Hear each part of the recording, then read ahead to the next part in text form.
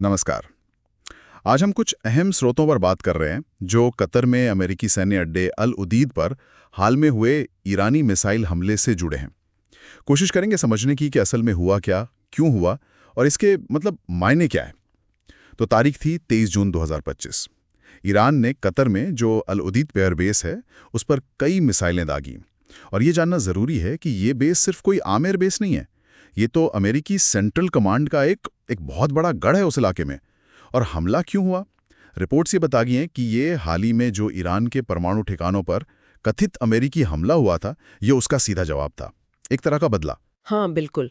और जो बात इसे और पेचीदा बनाती है वो ये कि इन स्रोतों के मुताबिक इतने बड़े हमले के बाद भी बेस पर किसी के हताहत होने की खबर नहीं आई। एक्सियोस की रिपोर्ट तो ये भी कहती है कि कतर और अमेरिकी अधिकारियों को शायद पहले से चेतावनी मिल गई थी। ये अपने आप में काफी सोचने वाली बात है। बिल्कुल, पहले से चेतावनी ऐसे माहौल में, ये तो बहुत अजीब लगता है। इसका क्या मतलब हो सकता है? क्या ये ईरान की तरफ से जानबूझकर मामला ठंडा रखने की कोशिश थी, या फिर अपनी ताकत दिखाने का एक नपातुला तरीका? उधर दोहा में लोगों ने धमाके सुने, इंटरसेप्टर मिसाइलें देखीं, तो जाहिर है जमीन पर तो हलचल हुई ही। हाँ, और ईरान का जो पक्ष है वो भी इसी नपेतुले अंदाज को दिखाता है। उन्होंने कहा कि ये एक अनुपातिक जवाबी कार्रवाई थी। मतलब कथित तौर पर उतनी ही मिसाइलें दागी जितनी अमेरिका ने बम इस्तेमाल किए थे। ये तो जैसे को तैसा वाली बात हो गई, वो भी बिल्कुल शाब्दिक तौर पर। खासकर जब निशाना अमेरिकी सैन्य ताकत का इतना अहम अड्डा हो। बिल्कुल। और फिर अमेरिकी प्रतिक्रिया, वो भी कुछ कम चौंकाने वाली नहीं थी। राष्ट्रपति ट्रंप ने कथित तौर पर इसे बहुत कमजोर हमला बता दिया, और तो और अग्रिम सूचना के लिए ईरान को धन्यवाद भी दिया। हाँ, ये बयान तो अपने आप में कई सवाल खड़े करता है। मतलब धन्यवाद? सही में। खैर, इस अजीब बयान और हमले के पीछे जो भी कूटनीति या रणनीति हो, जमीनी हकीकत तो ये है कि इसने सिर्फ कतर या अमेरिका को ही नहीं बल्कि पूरे खाड़ी क्षेत्र में तनाव एकदम से बढ़ा दिया।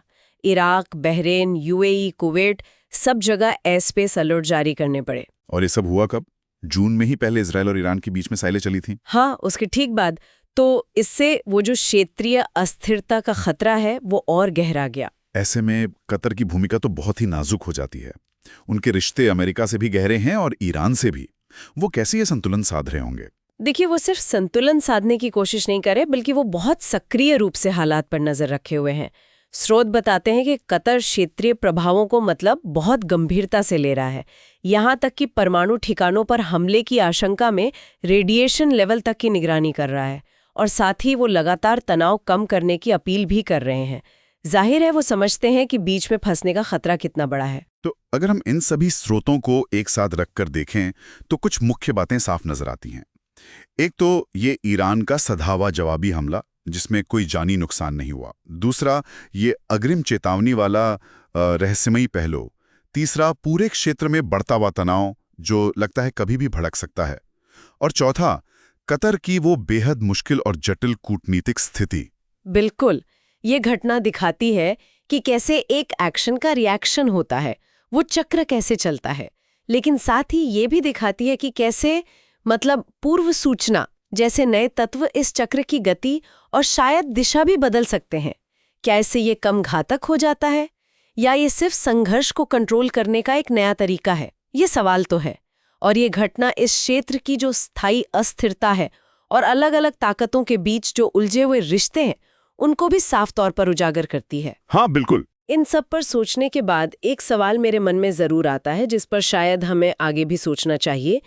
क्या इस तरह की अग्रिम चेतावनियां, जहां हमला होता तो है पर जानी नुकसान टाल दिया जाता है, क्या ये भविष्य में बड़े टकरावों को टालने का एक नया तरीका, एक नया नॉर्मल बन सकती हैं?